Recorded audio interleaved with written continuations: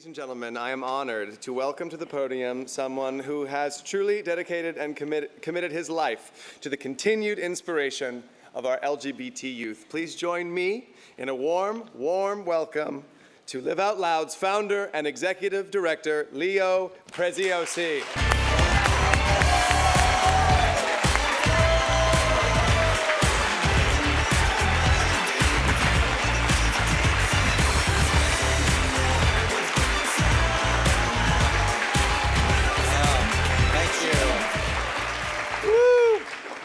Thank you.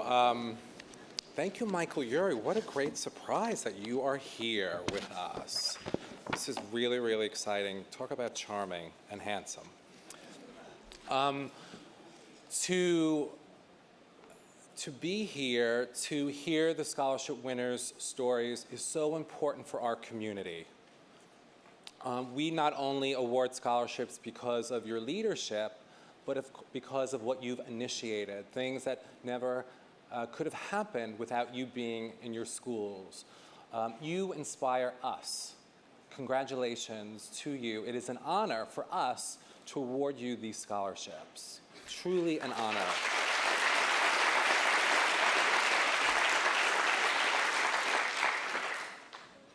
The scholarships are just one of our programs. The mission that guides us, as you've heard throughout the evening, is simple, very, very simple. It's about connecting lesbian, gay, bisexual, and transgender youth to role models in the LGBT community.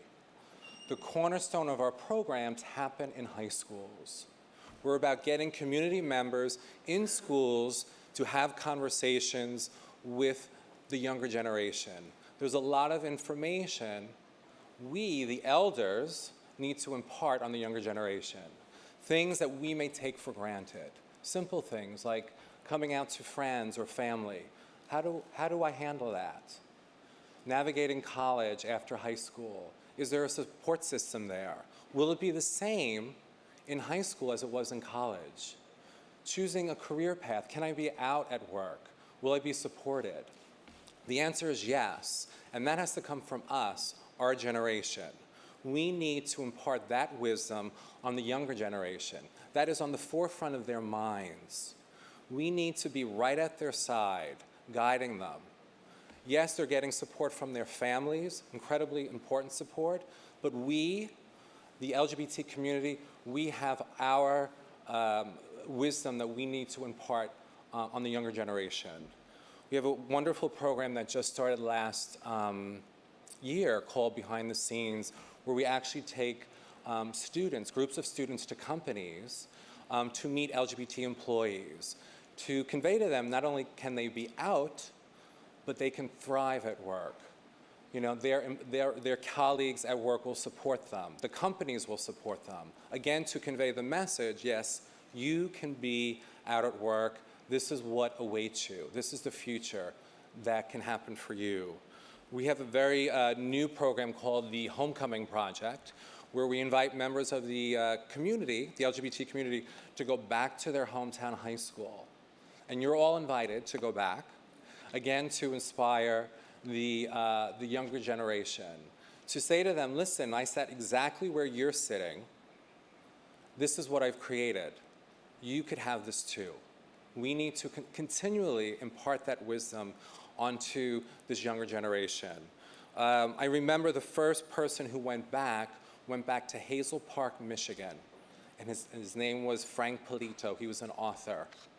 We also worked with Academy Award winner Lance Black, who went back to North Salinas, California. We did a short documentary that aired on PBS last February. Someone called us recently and he said, I'd like to go back. And so today, April 25th, there's a gentleman, Troy, who's going back to his high school in Salt Lake City, Utah, who is a former Mormon. Really, really exciting news for us. Again, another opportunity for us to be present in schools. Extremely important for us as an organization to be present in schools, to have these conversations, not only for the benefit of LGBT youth, but to educate straight youth, teachers and administrators. You know, we're not a mystery. The LGBT community is not a mystery.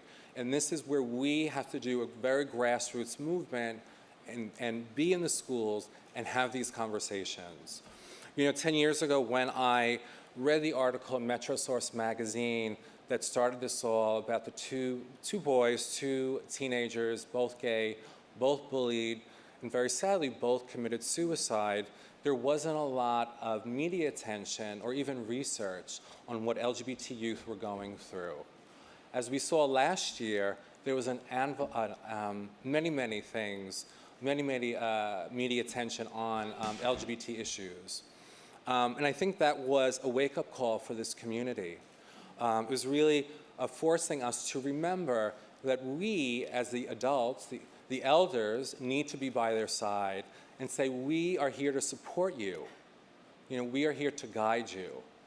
And we, as a community, really have to decide what that looks like for each one of us.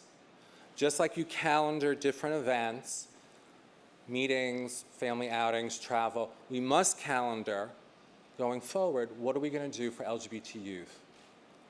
And if you don't know what that looks like, I'll be happy to tell you what the possibilities are. And anywhere from volunteering on a committee to financially supporting us, all really important things for us as an organization. As the last 10 years, what my role has been is constantly reaching out to the community for support, to be in action. And I think more than ever, we need to be in support of this younger generation. In closing, I want to take one more drink of water, because my mouth is very dry. I want to thank this year's chairs, who, because of our chairs and honorees, have made this gala our most successful yet. And I'd like to publicly thank our chairs, Christian Cooper, Valerie DeFibo of Deutsch, a Lowe's partner company, George DeBolt. Yeah, round of applause for all of them. George DeBolt at Showtime, Ariel Foxman at InStyle magazine, and Tony Wright and Andrew Hewitt. All incredible chairs.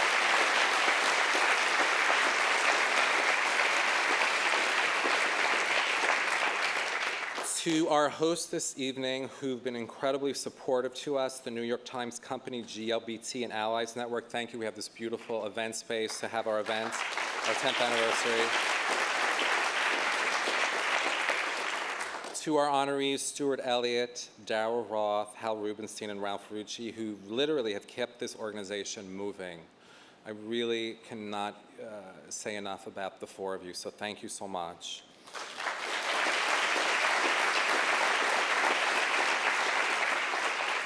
This is our most successful gala. We probably will come out, probably raise about $250,000 tonight, which is amazing.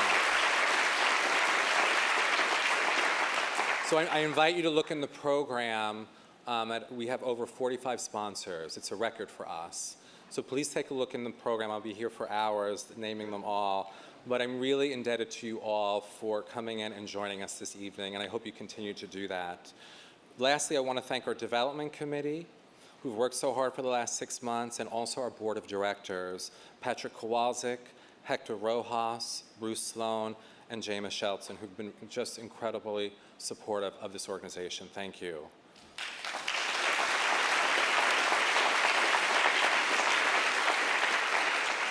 And lastly, but not leastly, to my parents, who continually to support me, who are here tonight, have been here every year for 10 years, and they're a little old lady and a little old man somewhere, probably at the food bar or something. But please go say hello to them. And I really want to thank all of you this evening for continually supporting us, and I hope to see more of you. And thank you, and have a wonderful, wonderful evening. Thank you.